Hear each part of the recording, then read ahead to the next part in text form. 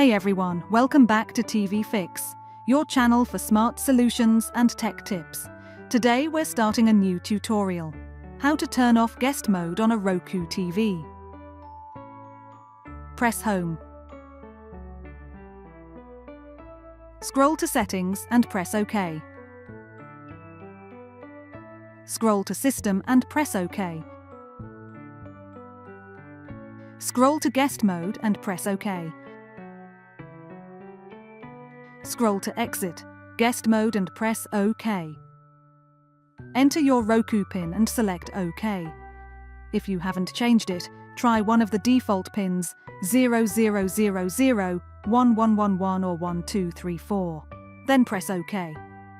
Scroll to Exit Guest Mode and press OK. The device will now exit guest mode and restart. That's it for today's tutorial. Thanks for watching TV Fix.